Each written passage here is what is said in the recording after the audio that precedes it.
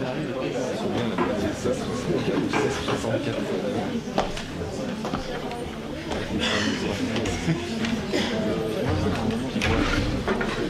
grands, ça serait bien. Qu'est-ce qu'il y a ?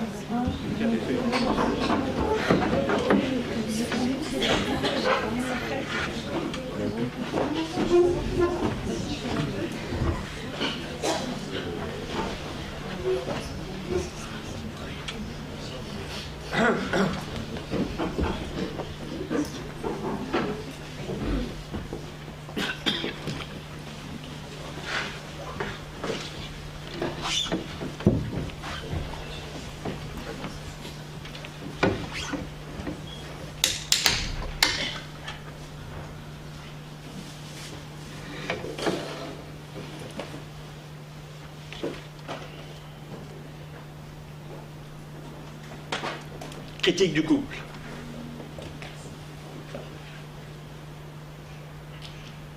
Pourquoi? Parce que il y a aujourd'hui d'abord une crise du couple. C'est vrai, on parle d'une crise du couple. Comment? On parle d'une crise du couple. Ah oui, oui, oui, bah oui, c'est ce que je dis. Il y a une crise du couple. Et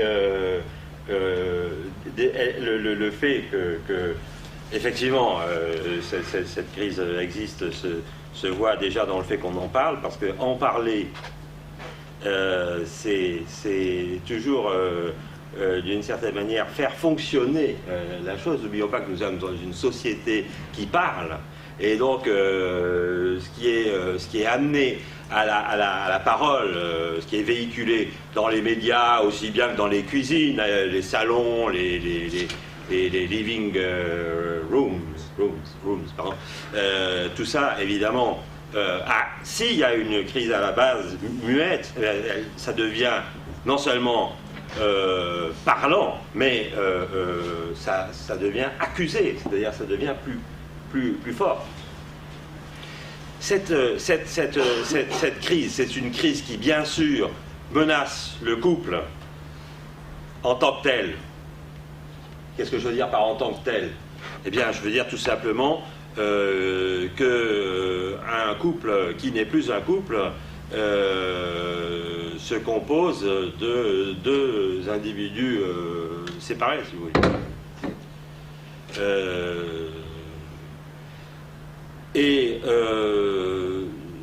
Moi j'ai pensé, enfin je sais pas ce que, enfin je te le dis, hein, j'ai pensé, je vous le dis, j'ai pensé que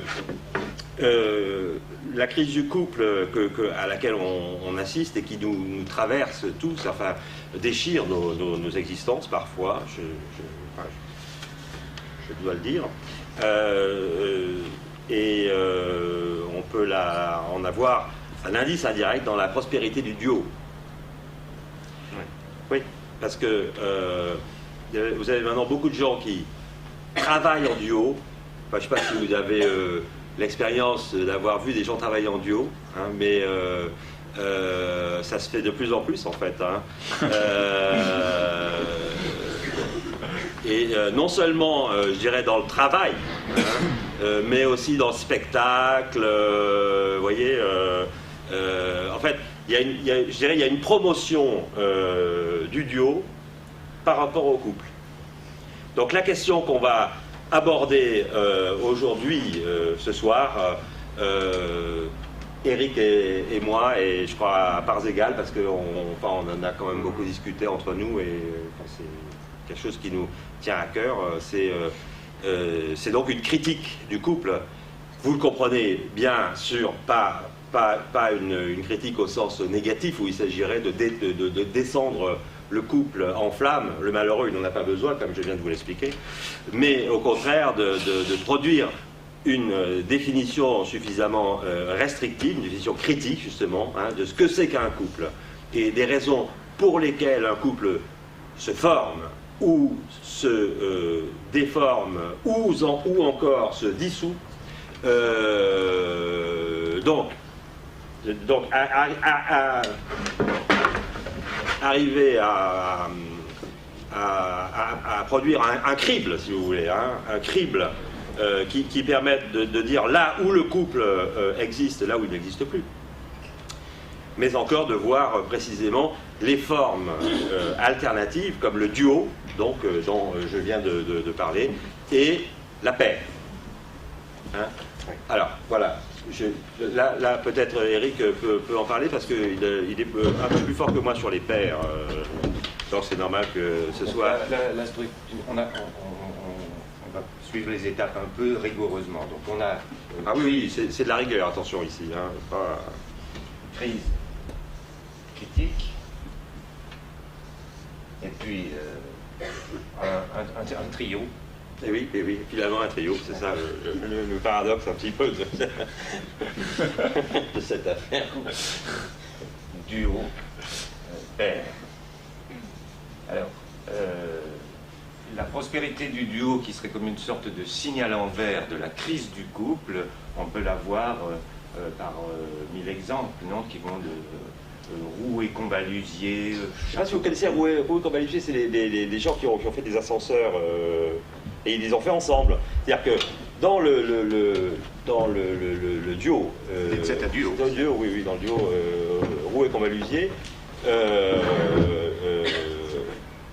on sait qu'ils ont travaillé ensemble à fabriquer des ascenseurs, mais on ne sait pas, enfin en tout cas nous de l'extérieur, on ne sait pas qui a fait quoi dans ce duo.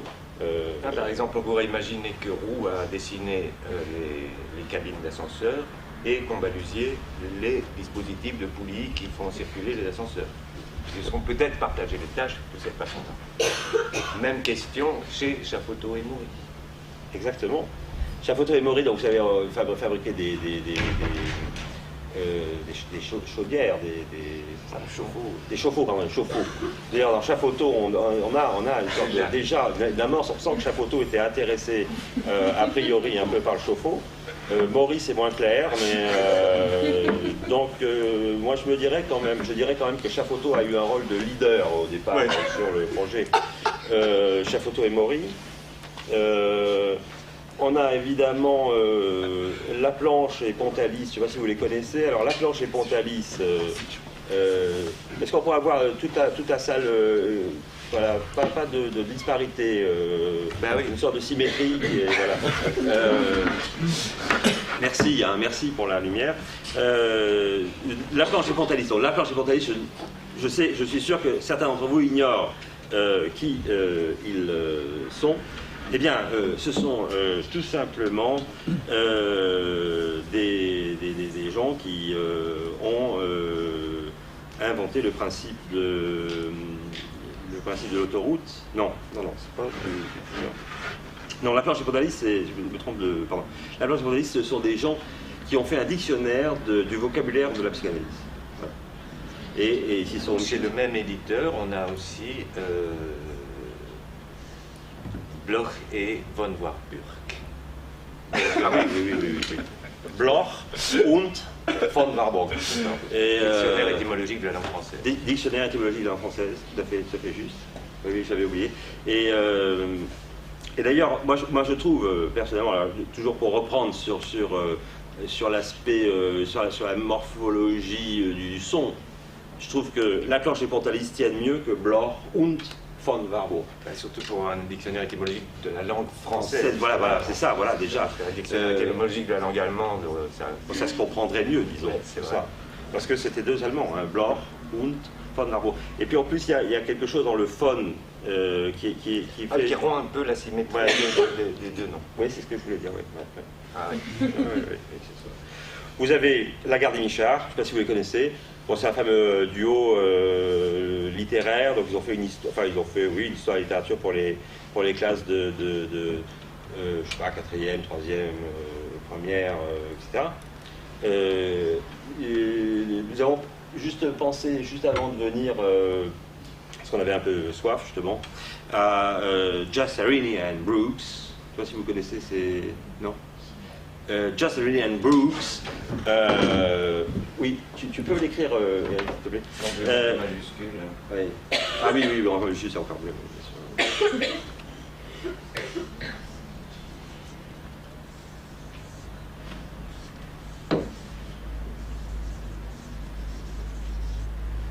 c'est J&B, c'est-à-dire c'est des gens qui ont travaillé dans le whisky, un duo du whisky, disons.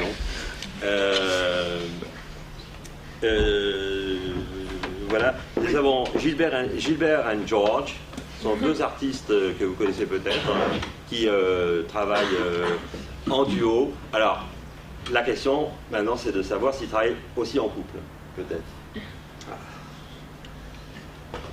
Alors, est-ce que pour arriver à répondre à ce type de questions difficiles, on n'est pas obligé de suivre le programme que tu annonçais, à savoir de faire une sorte de crible en distinguant à l'intérieur de couples ce qui serait de l'ordre de l'hétérogénéité et ou de l'homogénéité. Par exemple, voilà, prenons le plus haut.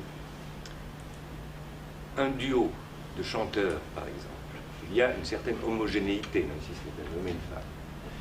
Un duo d'instrumentistes, on va faire les choses graduellement. Une trompette et une batterie, ça peut faire un duo. Mais un chanteur et un pianiste, on dira du pianiste que c'est un accompagnateur et qu'il n'y a pas un duo à proprement parler devant nous. Donc, c'est à distance, c'est un peu trop grand. Tink, le duo se casse. Donc, oui, mais il y a une trop grande hétérogénéité. Oui, mais il y a une hiérarchie aussi, c'est-à-dire que... ah oui, parce que c'est le chanteur, disons, qui est quand même... mis en avant. Mis en avant, ah, oui. Alors si, là, on voit bien avec duo qu'une certaine hétérogénéité fait sauter le duo pour le transformer en autre chose, et ce qui est du couple homogène, couple hétérogène, est-ce que ce ne serait pas la piste qui nous permettrait de répondre à la question, par exemple, de la nature du duo Gilbert et Georges? Oui, tout à fait. Moi, je vous proposerais, si vous voulez, de parler de la complémentarité. Je ne sais pas si vous avez déjà senti dans les relations que vous aviez, soit en couple, soit en duo d'ailleurs, soit dans des relations, disons, peut-être moins formalisées, senti une certaine complémentarité avec quelqu'un. C'est-à-dire que là où justement lui va avoir une énorme qualité, mais ça correspond à là où, sans être mauvais, vous êtes moins performant, disons. Et là où lui va être moins performant, vous allez être plus performant. Évidemment, je simplifie beaucoup parce que la complémentarité peut être plus complexe. Hein? Oui, c'est ça, c'est pour ça que je simplifie d'ailleurs. Et donc, on a des couples qui fonctionnent, je crois, par complémentarité. Par exemple, imaginez, je dis ça, je prends un exemple bon, que tout le monde comprendra, imaginez un homme et une femme. Ah ouais. Ouais. Enfin, disons que déjà, non mais c'est vrai. Déjà il y a quand même sans parler d'aspect psychologique, hein, parce qu'on ne va pas rentrer dans des choses qui sont assez fluctuantes et puis assez délicates aussi. Moi je prends simplement l'anatomie. Vous voyez ce que je veux dire? Bon, on peut le faire avec l'électricité si vous voulez. Vous connaissez les prises mâles et les prises femelles par exemple. Ah oui, ça c'est complémentarité. Alors. Voilà, une complémentarité. On voit que la prise mâle a été faite pour la prise femelle et la prise femelle pour la prise mâle, enfin en même temps. Je veux dire, le système a été pensé. Déjà, la complémentarité est pensée à l'avance. Et on pourrait dire que les hommes et les femmes, les mâles et les femelles, je veux dire, la complémentarité est inscrite d'emblée. Voilà, c'est ça. C'est pas une complémentarité qui vient après coup s'instituer. On aurait par exemple des mâles qui se trouvent comme ça, des femelles d'un côté, et puis ils se rencontrent, se disent tiens, c'est sympa, etc. Si on faisait un couple, non, pas du tout. Pas comme ça que ça se passe. Enfin, ne le croyez pas en tout cas, parce que vous iriez au-devant de graves désillusions. Après, nous avons des couples qui sont des couples symétriques. Et vous verrez que... alors là, ça peut passer par l'anatomie aussi, d'ailleurs, hein, si on peut le prendre aussi par l'anatomie. C'est-à-dire que au lieu d'avoir une prise mâle et une prise femelle, vous allez avoir par exemple 2 prises femelles. Vous voyez? Non, je passe par l'électricité justement pour éviter des propos qui pourraient être pris un peu comme graveleux. C'est pas du tout dans ce but ce soir de tomber dans la gaudriole ou donc la symétrie. Donc mettez en face à face une prise femelle et une prise femelle. C'est une symétrie. Ça fait une sorte de miroir. Vous voyez? Alors, vous allez me dire, pour l'électricité, c'est pas terrible parce que ça passe pas. Le courant ne passe pas. Ok. Mais pour, si vous voulez, pour... visuellement, c'est assez harmonieux. Voilà, c'est ça. En même temps, même si le courant ne passe pas, il y a une sorte d'harmonie ou de beauté qui passe. Ouais. Il y a les montagnes qui se reflètent dans un lac, symétrie, harmonie, beauté.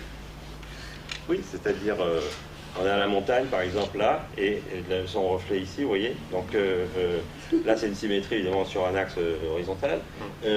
C'est beau. Enfin, il y a quelque chose de satisfaisant pour l'esprit. C'est vrai. Oui, enfin, moi, je trouve, oui. Et prenez une prise mâle que vous mettez en face d'une prise mâle, vous aurez à peu près le même effet, disons. Oui, c'est du même ordre. C'est beau, c'est harmonieux. Et en fait, il ne faut quand même pas exagérer la beauté et l'harmonie, parce que alors, ça devient inquiétant. Si c'est trop symétrique, on peut tout d'un coup, non, tu ne te sens pas un peu... un visage parfaitement symétrique. Ah oui. On commence à... Il y a un petit malaise qui s'installe. Je vois trop d'harmonie. Tue l'harmonie peut-être. Vous voyez quelque chose comme ça. Et moi j'ai pensé, si tu veux, avec Claudia Schiffer. Je ne sais pas si vous connaissez Claudia Schiffer, qui est une artiste,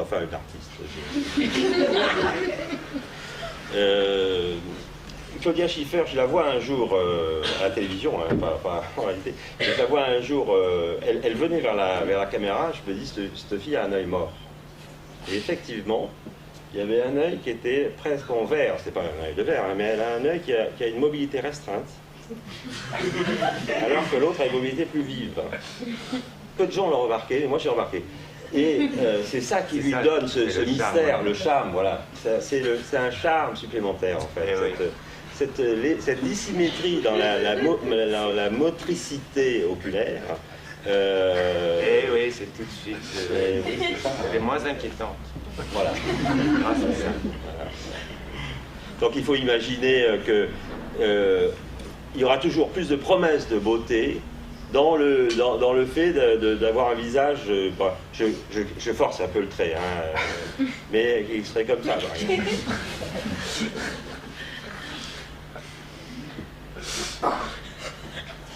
C'est plus beau. C'est plus beau. C'est-à-dire, la symétrie, c'est un rêve de beauté et d'harmonie, mais il faut l'installer pour la briser légèrement. Voilà, c'est ça. Hein, voilà. Voilà, on va ça. Voilà. C'est plus beau. Tout de suite. Ou des choses comme ça aussi, on peut faire. C'est plus beau. Alors, il ne faut pas exagérer non plus dans l'autre sens. Là, vous voyez, là, on vient d'exagérer dans l'autre sens pour vous montrer. Hein. Oui. Mais il faut savoir que, comme vous le savez, hein, mais je le rappelle, la pédagogie, si vous voulez, consiste à rappeler les choses.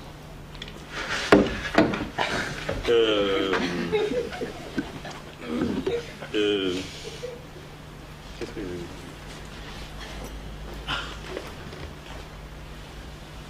Ah oui, c'est ça. Que nous avons tous des visages dissymétriques, en fait. Et donc, ça prouve que, pour autant que nous sommes bons, c'est grâce à la dissymétrie même de nos visages. On s'en rend compte avec le test, vous savez, de vous cacher une partie de la photo d'identité, vous la mettez en miroir, Et vous avez un visage qui va être différent si vous prenez la partie droite ou la partie gauche. Voilà. Moi, je voudrais en venir à un troisième état du couple. Tu peux, oui, Eric, oui. Qui est la fusion. Ah, oui.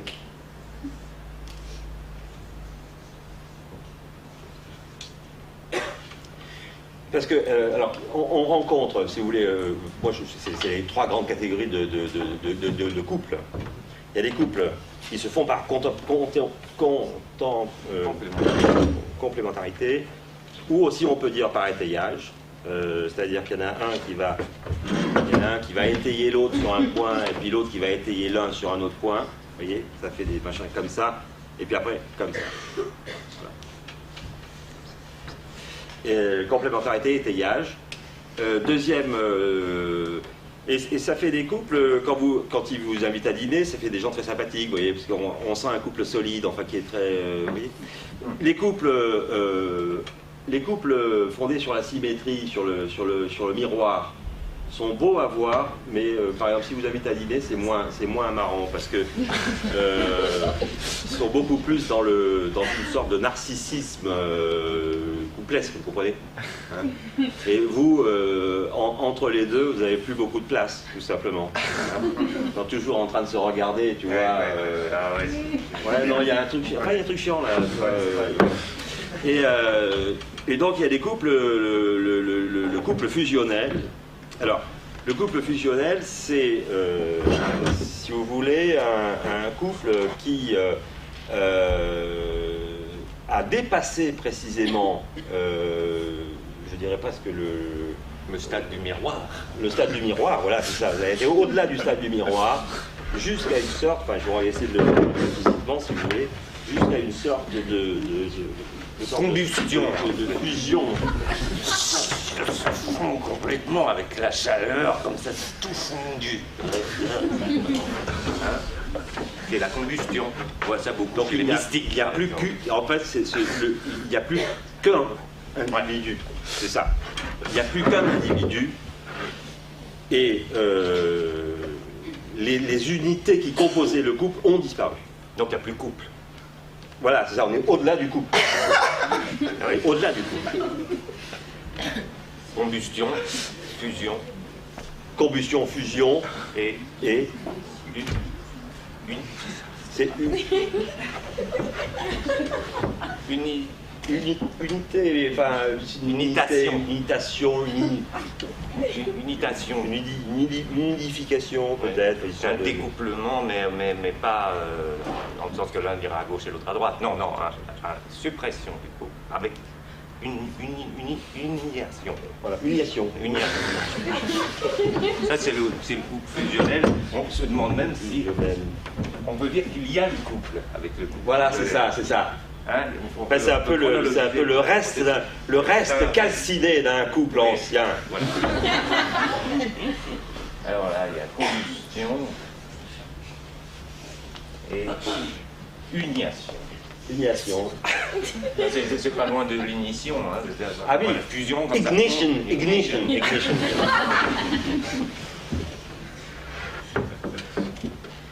Alors, si le couple fusionnel vous invite à dîner, Restons pratiques. moi je vous conseille de refuser parce que ça va mal se passer. Parce que vous n'avez plus affaire à un couple, vous avez affaire à une sorte de monstre. Vous voyez ? Et les monstres peuvent être méchants. Et oui.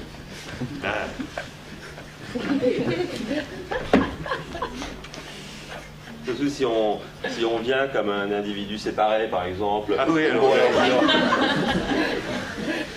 ou même comme un couple normal, ou un duo même. Oh là là là là. Le couple fusionnel, si vous voulez, reste enfermé, par exemple, des 48 heures dans la même pièce. Ça arrive. Tératologie. Donc faites attention quand. Voilà. Je vais vous donner je leur donne un conseil et puis après je te donne la parole. Hein.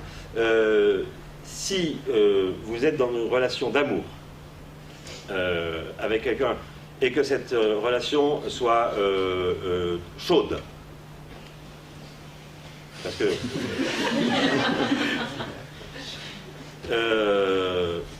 très chaude, ce qui risque de se passer, c'est que au lieu même imaginaire de la relation de couple qui est l'amour, vient le réel qui est la fusion. Et là, on n'est pas loin de la folie ou de la mystique. Je pense à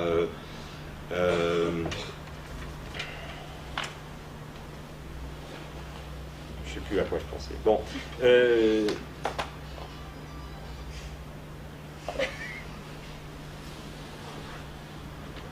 on pourrait peut-être en venir à Lacan.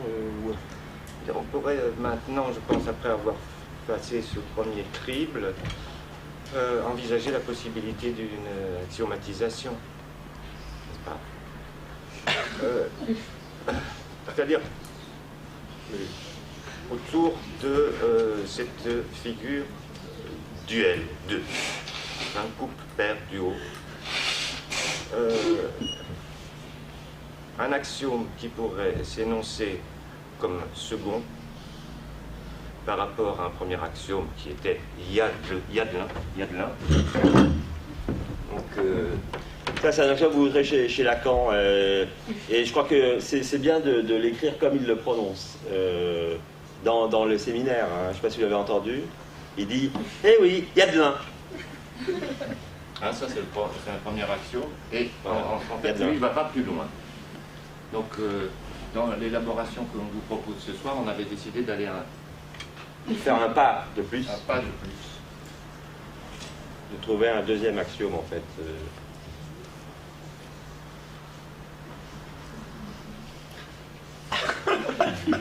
C'est... Alors, il y a du 2.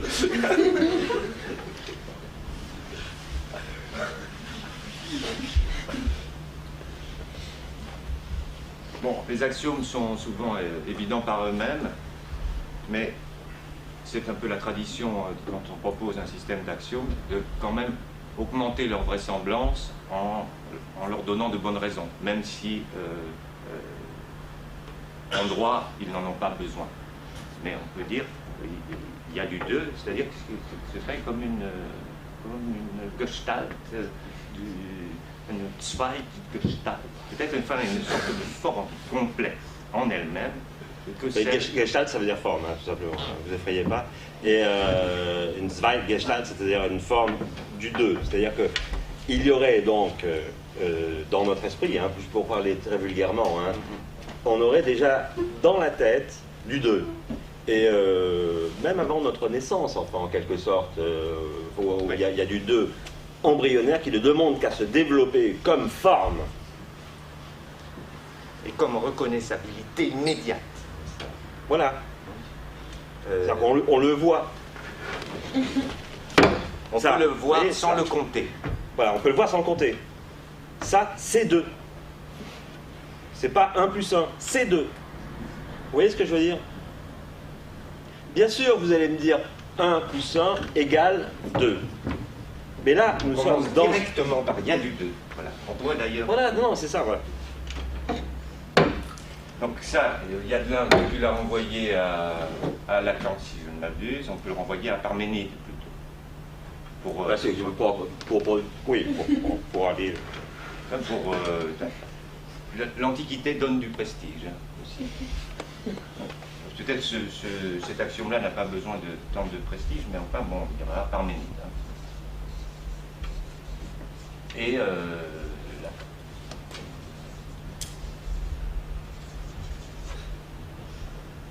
Alors, pour celui-là, le prestigiser un petit peu, donc on voit bien comment il se tient tout seul dans sa gestalt, d'emblée, 2 bras, 2 jambes, enfin, 2 canettes de bière, elles sont identifiées comme 2 directement, 2 yeux, 2 narines. C'est une Et donnée. elles sont identifiées par 2 yeux aussi. Et Voir, hein, faut voir ça ici. Hein. Eh oui. Le regard. On dit le regard. Mais le regard, c'est 2 yeux quand même. C'est vrai. C'est vrai. Ouais. Ah non, non, mais il y a beaucoup d'indices qui convergent pour faire soutenir cet axiome. Il y a du 2, il y a du 2, il y a du 2. Il y a l'axiome les doigts dans le Z. Ah oui, mais ça, c'est un miroir. Ça.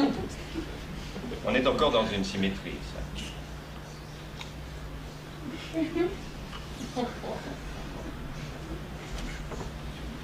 Hein?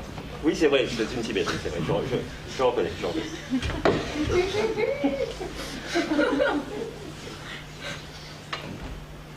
Alors, il y a du 2, moi je le soutiendrai d'un nom prestigieux qui serait celui de Descartes, par exemple. Et pourquoi le soutient-il, lui, du nom de Descartes? Eh bien, tout simplement parce que nous connaissons la philosophie de Descartes sous le nom de la philosophie du dualisme. C'est une grande philosophie du dualisme, dans laquelle vous trouvez d'un côté la res cogitans, c'est-à-dire la substance pensante, et d'un autre côté la res extensa, c'est-à-dire la substance étendue. Et avec ces 2 substances, vous avez tout. C'est complet. C'est complet. Vous pouvez tout fabriquer avec seulement 2 substances. 2. Donc effectivement, pour Descartes, la Gestalt, il y a du 2, est non seulement valable, mais elle a complètement nourri, je dirais, sa philosophie. Et voilà, on tenait à vous le dire, parce que c'est pas n'importe quoi non plus. Difficile de faire l'économie de Descartes et de cet axiome si on veut parler de la crise du couple. Hein. Oui, oui, bien sûr. Là, on est en train de creuser un peu dans les fondements de la chose. Et je pense que pour achever cette, je dirais, cette logique du vraisemblable autour de l'axiome selon lequel il y a du 2, il faut passer par la démonstration du contraire. C'est-à-dire qu'on peut obtenir un 2 qui ne soit pas une Gestalt. Et c'est ce que fait Frege. Ah oui, par exemple, Frege. Comment est-ce qu'il... J'avais oublié. Comment est-ce qu'il engendre la suite des entiers naturels? Il commence avec le 0.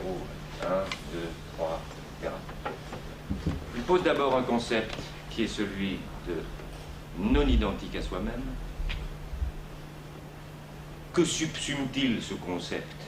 Mais rien. Car rien n'est non identique à soi-même. Nous sommes toujours quand même nous-mêmes. Généralement, A égale A. Non? Mais ça se discute. Hein. D'ailleurs, on ne va pas manquer de discuter parce que l'égal est A et A. A et A. A et A. A et A. A et A. Donc, alors, il pose un concept qui est le concept de non identique à soi-même. Et ça ouvre un trou béant, comme ça, Où il n'y a rien. Parce qu'il n'y a rien voilà, qui ne soit non identique à soi-même, vous comprenez bien? Donc il y a du rien. Alors que Parménide disait l'être est, le non-être n'est pas, Frege nous propose le concept qui ne subsume rien, celui de non identique à soi-même, et ça nous fait un trou. Ce trou, il faut le boucher, il faut le suturer, et on le suture avec un nombre, le 0. Donc vous voyez, c'est un 0. Le 0 est donc à l'origine un trou. C'est le trou du rien, du non identique à soi-même. Voilà. Une fois qu'on a opéré cette suture en lui donnant un nom et une forme,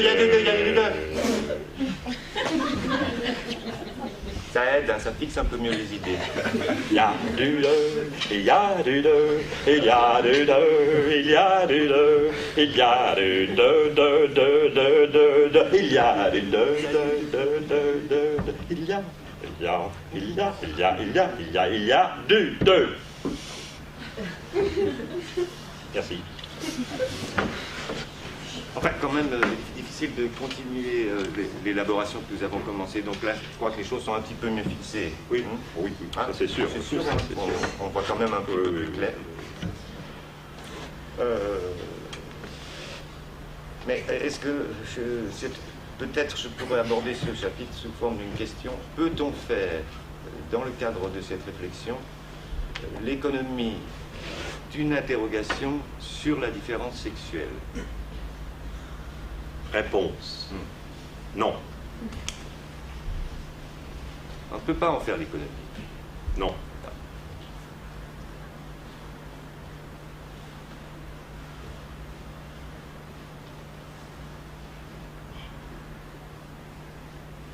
Non, non, non. Ah bon.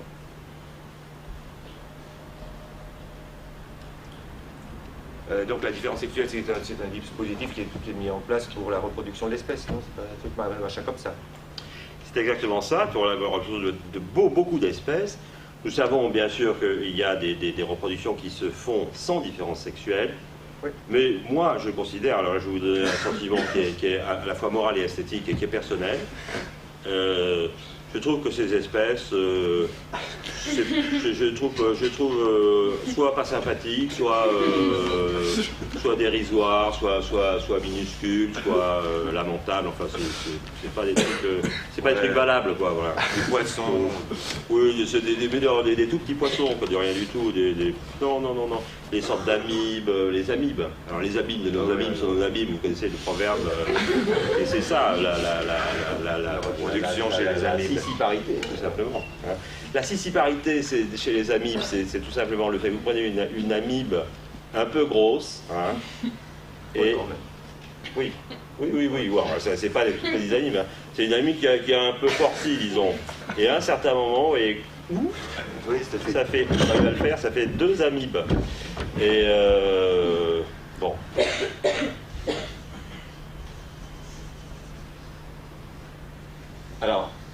Ah oui, oui, oui, oui, oui.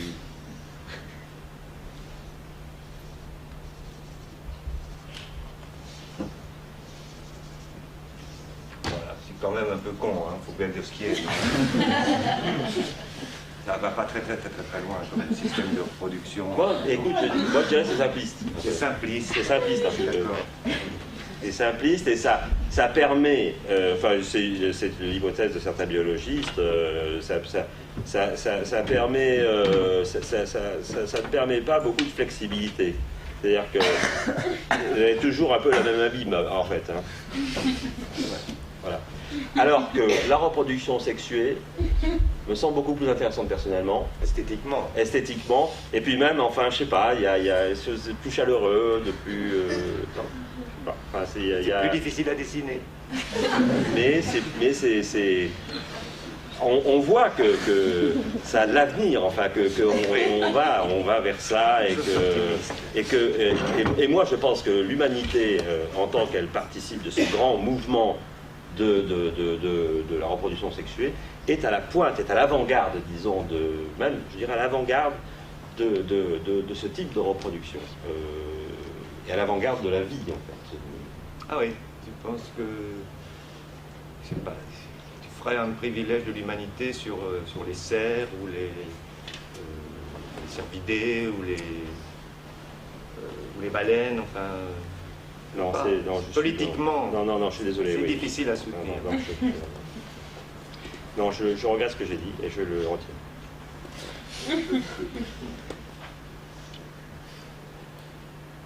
Ouf. Eh bien, est-ce que cette reproduction sexuée, dont on ne peut pas faire l'économie quand on envisage la crise du couple, a un rapport avec le couple? Réponse. Oui. Ah bon? Non. Moi, je pense pas. Parce que...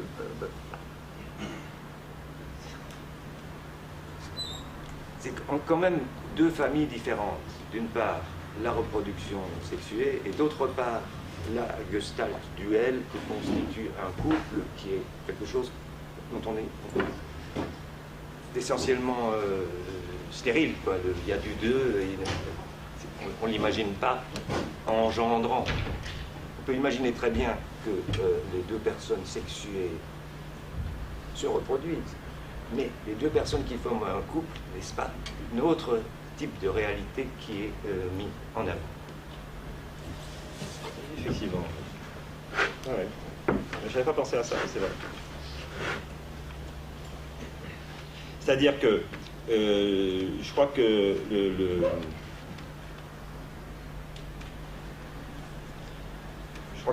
le couple, pour être un couple, doit avoir un fonctionnement interne. Bon, on a quelques exemples avec le miroir, la spécularité et la complémentarité, par exemple. Hein.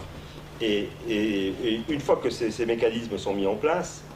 La question de la production de ce couple. Voilà, pas forcément en tout cas. Pas forcément en tout cas. Oui, donc ce n'est pas une condition nécessaire suffisante de la couplitude. Voilà, oui, ou popularité. De la popularité, moi je dirais, oui, la popularité. Donc, en effet, je suis d'accord, finalement, je suis un peu Eric là-dessus. Je crois que les couples ne sont pas forcément voués à se reproduire. Et ça fait partie, je dirais, aujourd'hui de la crise du couple parce que, précisément, n'étant pas voués à la reproduction, ils peuvent se dire, voilà, nous sommes un couple, on reste un couple, et puis c'est tout, voilà.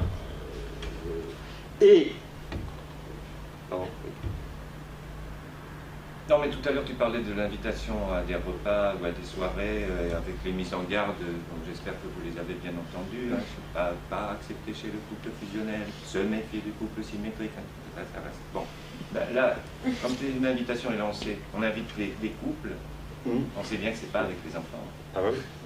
Soirée entre couples. Et voilà, c'est un signe peut-être de la... Hein, que la reproduction, enfin que les produits de la reproduction peuvent être... C'est autre chose. c'est autre chose. C'est autre chose. Sinon, c'est des soirées en famille, voilà. Bah ouais. Et l'atmosphère est tout de suite différente.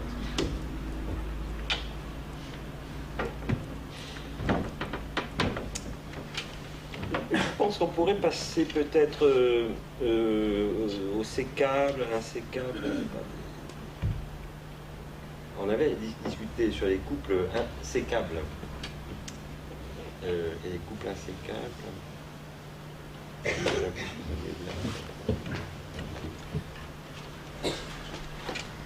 Il y a une anthropologie native dans un roman de Kurt Vonnegut Jr. qui s'appelle Le berceau du chat, où il décrit des couples insécables et il les appelle des Dupras. Et le Dupras, quand un des deux meurt, l'autre meurt quasiment en même temps. Ah oui, oui, c'est un couple insécable. Mais on pourrait le prendre sur un plan plus symbolique. Est-ce que le couple, par exemple, La Planche et Totalis, est sécable? Ça ne fait pas très sérieux quand on voit leur signature seule, par exemple. On ne croit pas tellement. Voilà, un bouquin de La Planche seul, ça ne fait pas tellement. Tandis que là, donc, désormais, c'est peut-être devenu un couple insécable.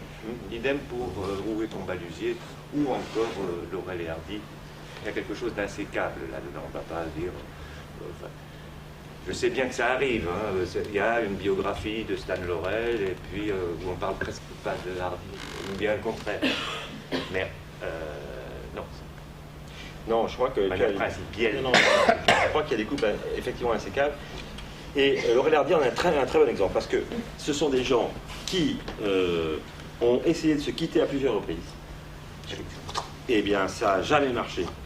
C'est-à-dire que malgré tout le talent de Stan Laurel, quand il était seul, c'était moins bon que quand il était avec Hardy, et il a eu l'intelligence de s'en rendre compte pour finalement accepter son destin. Son destin, qui était la copularité avec Hardy. Voilà. Donc effectivement, il y a des couples insécables, c'est vrai, et il y a des couples sécables comme les cachets. Voilà, donc...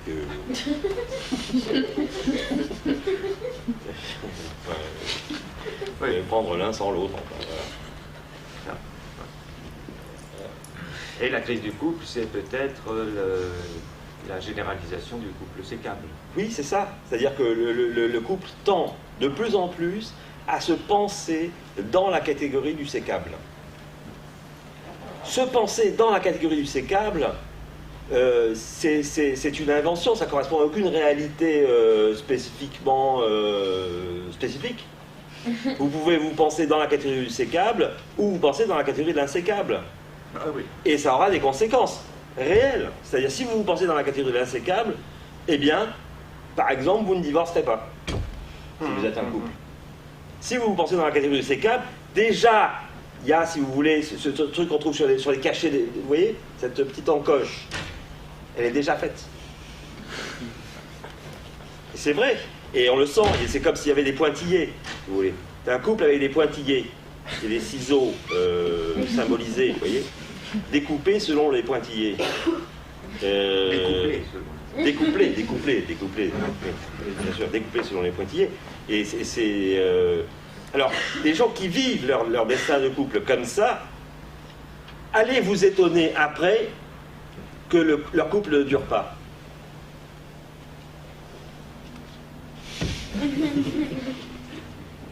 Faut pas non plus venir se plaindre après, non? En tout cas, si vous voulez vous plaindre auprès de nous, vous aurez droit à une paire de claques. Hein. Et alors, qu'est-ce que c'est qu'une paire? Voilà, c'est ça.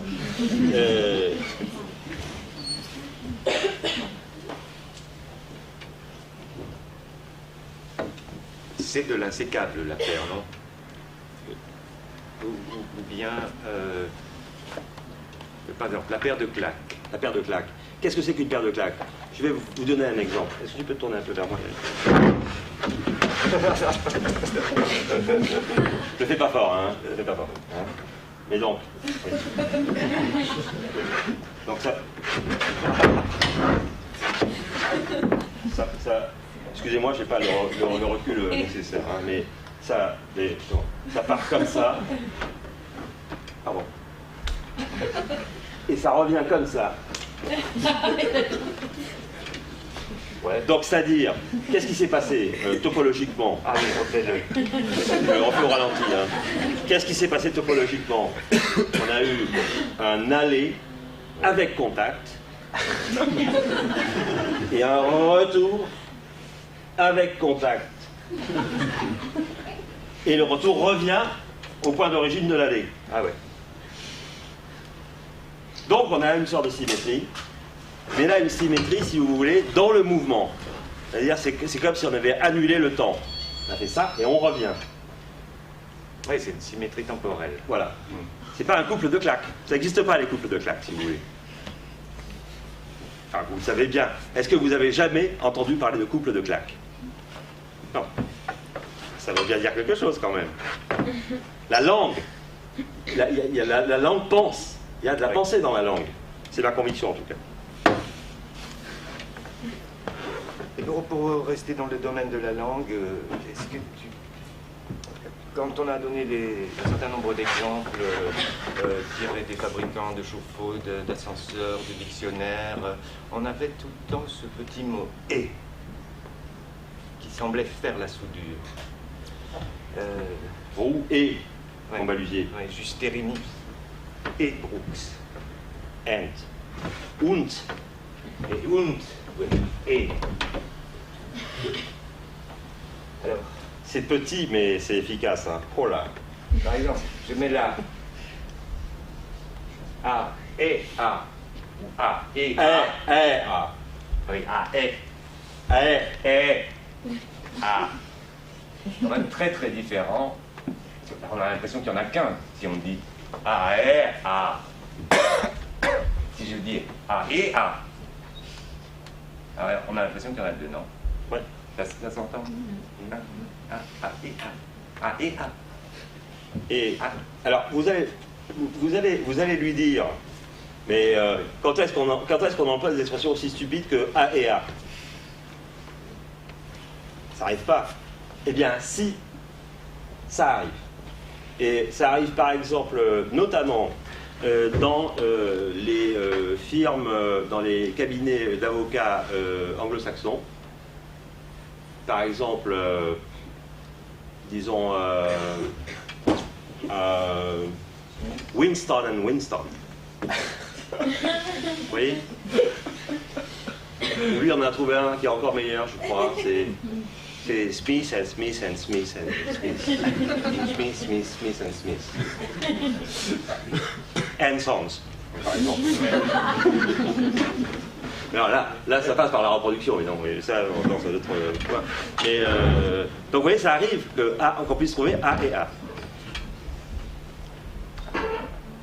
Et dans quelles circonstances est-ce qu'on trouve A et A dans les bouquins de philosophie? Non, moi je dirais que il y a beaucoup, évidemment, sur l'étude de la tautologie, vous connaissez ce terme. La tautologie, c'est une phrase qui ne dit pas plus, n'énonce pas plus que ce qu'il y a dans la prémisse de la phrase, ce qu'il y a dans le concept initial. C'est-à-dire, vous prenez un concept, et puis vous l'équivalez à un concept qui ne dit pas plus que ce qu'il y a dans le concept initial. Je vais vous donner un exemple de tautologie qui est un peu différent de A et A, formellement, mais dans le fond, c'est la même chose. C'est le noir et foncé. Vous voyez? Bien, le noir et foncé, c'est une tautologie. Parce que qui dit noir dit déjà foncé. Et noir, c'est noir, alors c'est complètement tautologique. Alors voilà, noir, c'est noir, il n'y a plus d'espoir. Donc il y a des circonstances dans lesquelles A et A se rencontrent. Il y a aussi, dans les manuels de philosophie, il y a aussi dans la chanson française, comme on le voit, Oui. et il y a aussi, tout simplement, dans Paris, c'est Paris. Ah oui. Voilà, c'est là. lorsque vous voulez qu'affirmer une chose est bien elle-même, enfin on la reconnaît, là, ce sera toujours... tu vois? Alors, on le ferait pas avec, la Garenne-Colombe. On dit Paris et Paris. Et la Garenne-Colombe, ça oui, ça sonne moins, disons. Parce que, pourquoi? Parce que la Garenne-Colombe a moins d'essentialité, si vous voulez, a moins de prestige, a moins d'aura que Paris. Voilà. Oui. Tout.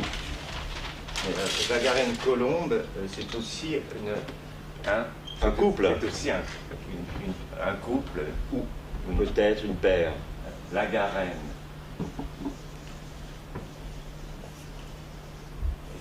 Trait d'union. Trait d'union. Trait d'union, c'est une autre marque, vous voyez, qui est encore plus petite que le et, et qui est efficace aussi. Et dans la langue commune, station-service. Station-service, oui. Mais station-service, c'est un faux couple, comme il y a des faux amis. Hein, parce que c'est un anglicisme. En fait, c'est une... oui, c'est ça. C'est une station de service, enfin, ou pour les services. Ah oui. C'est un génitif déguisé. Voilà, c'est un génitif déguisé en couple. Donc c'est une reproduction, parce que le génitif est du côté de la reproduction, vous avez bien compris. Génitif, c'est du génital plus distingué, en quelque sorte.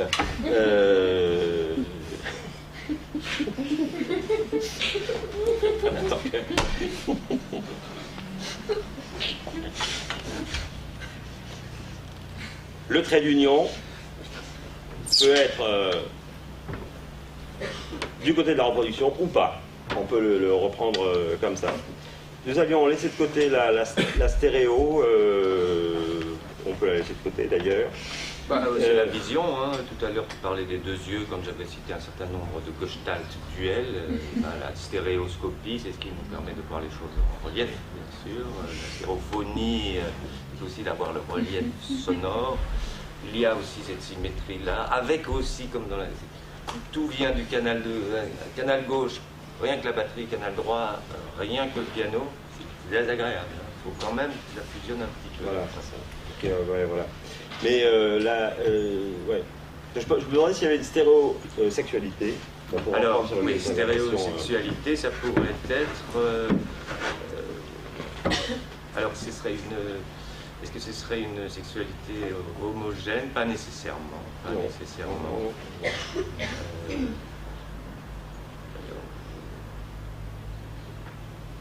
Oui, un stéréosexuel, c'est plutôt... Un stérosexuel, c'est...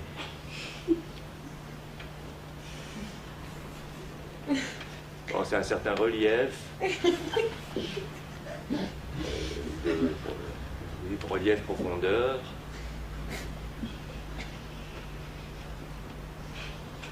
C'est quand même assez...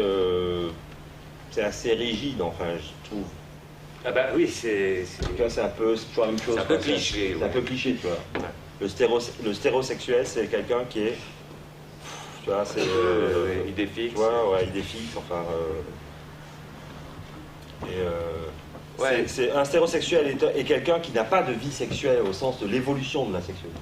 Ouais. Il est bloqué dans un schéma sexuel et ce sera toujours la même chose. Ouais, c'est ça, le stéréosexuel. C'est un obsédé, en fait. Ouais. Après, alors, il y avait on voulait parler de quand A n'est pas A. Non, c'est pas ça. Bah, écoute, on peut peut-être maintenant continuer après Parménide, Descartes et tout ça. Il y a Aristote avec le tiers exclu. Quoi. Ah oui, oui. C'est vrai, oui. Celle-là, elle est très bonne. Hein, oui. Non A, mais pas les deux. Pas les deux, ça veut dire que la troisième, il y en a une solution, une deuxième solution, mais il n'y en a pas de troisième. Par exemple, je vais vous donner un exemple. Première proposition, la neige est blanche. Deuxième proposition, la neige n'est pas blanche. Troisième proposition, Elle est un peu des deux. Ça va pas. Pas possible. Soit elle est blanche, soit elle est pas blanche. Or, la neige est blanche. Vous voyez, deux choses donc, l'une. voilà, de deux choses l'une. La Lune est ou n'est pas un fromage blanc. La Lune n'est pas un fromage blanc, donc la Lune est un fromage blanc. Non. Ça, c'est la règle de détachement.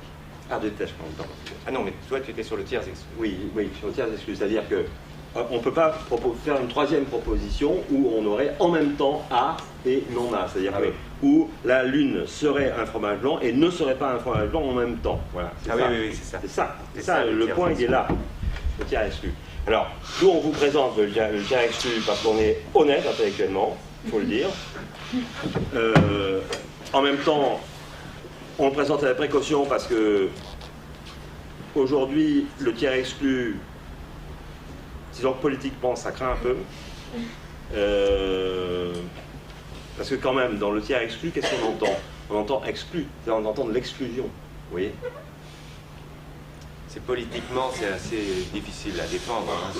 On voit bien l'époque d'Aristote, c'était une société certes démocratique, l'Athènes du 5e siècle avant Jésus-Christ, mais qui fonctionnait quand même sur l'esclavage. Voilà, quand même. Ah. Donc il y avait un tiers exclu, Et effectivement.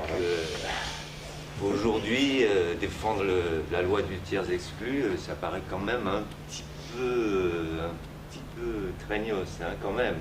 Hein. Moi, je suis pas sûr que... Non, moi aussi, oui. Bah, les deux, si, quand même. On peut essayer de faire des efforts pour... On peut essayer de faire des efforts pour être un peu flou et contradictoire, un peu disons. plus accueillant. Un peu avec plus le flou, un peu plus contradictoire. Moi, c'est ce que je pratique hein, maintenant. Avant, j'étais assez... j'étais jeune, il faut dire. Hein. Donc, j'étais un peu tiers exclu, si vous voulez. Hein. C'est ça ou ça. Voilà. Il n'y a pas une troisième solution. Maintenant, j'ai compris, maintenant, je sens que c'est plus du tout porteur de dire des choses comme ça. Non, ça se fait plus du Ça se tout. fait plus. Puis avec la jeunesse qu'on a, je crois que on est obligé de dire oui, tu vois, il faut être en même temps rigide et souple, par exemple. Oui. Hein? Oui, mais Alors, quand on commence à dire des choses comme ça, c'est sûr qu'on a un peu perdu, vous voyez, le tiers exclu. Être rigide et souple en même temps. Ou bien, tu vois, il faut que tu restes très fermé dans ton système. Ça c'est vraiment ce qui est intéressant. Tout en gardant une certaine ouverture. Hein, vous voyez? oui, c'est ça la nouvelle tendance. Hein. La nouvelle tendance, voilà. Le tiers exclu, bon, a un peu fait son heure. Hein. Voilà. Ou bien, je sais pas, je pense à des choses comme il faut que tu sois clair tout en restant mystérieux, par exemple. Oui, mais oui. Et ça, c'est important dans les écoles d'art. Oui, je le dis justement Ouais, parce que voilà. nous sommes ici. Oui. Donc, si vous voulez retenir quelque chose pour une sorte de vademecum de notre conférence, soyez le plus clair possible tout en gardant un maximum de mystère. Oui. Voilà. C'est ça notre conseil. Rigueur, hein. De la rigueur, Rigueur. mais bien sûr. Mais souple. Ça, c'est une chose qui doit...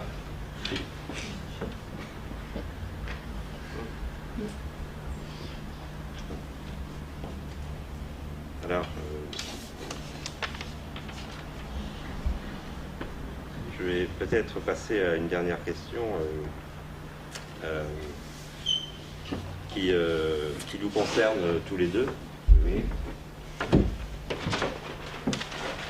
C'est-à-dire que une fois qu'on a eu fini notre construction qu'on vient de vous exposer, on s'est dit finalement, on s'est regardé un peu et on s'est dit mais Oui, et nous, voilà. dans cette construction, Où à travers ce est-ce que nous crible, sommes? dans ces axiomes, sommes-nous 1 plus 1 au sens de Frege, ou bien une dualité au sens de l'axiome 2? Il y a du 2. Il y a du 2.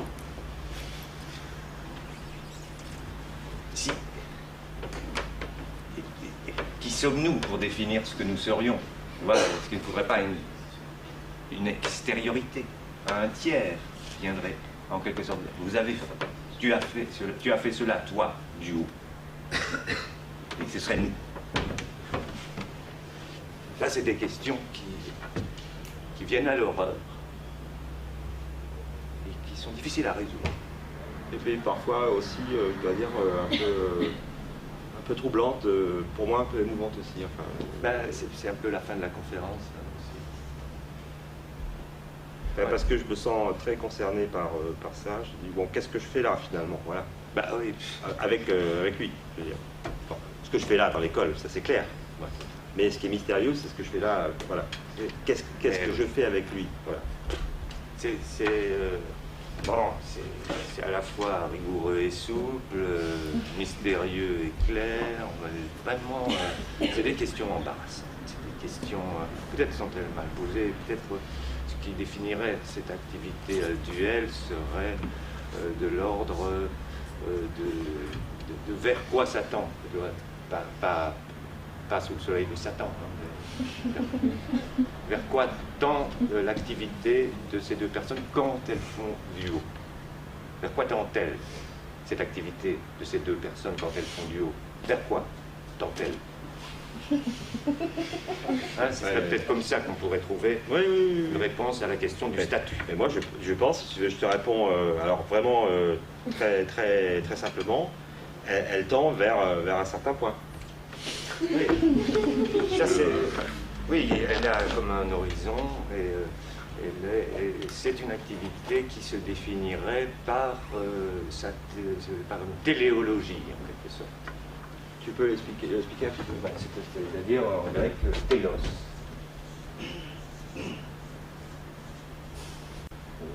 Télos.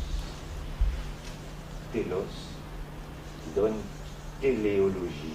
Alors ça s'inscrit dans les différentes causes d'Aristote, la cause efficiente, la cause causale, la cause machin, et la cause finale. Et la cause finale, vers quoi? Ou cause téléologique, oui. Téléologie.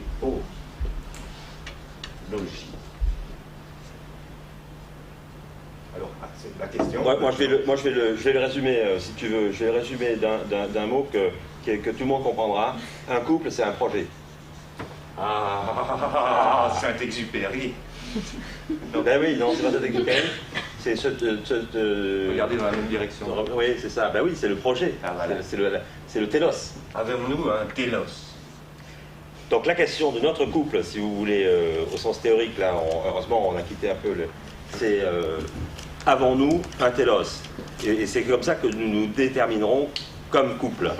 Et je me permettrai de faire une traduction du grec au français, qui serait la suivante. C'est avons-nous, c'est la traduction, hein, une fin. Et notre réponse, c'est oui.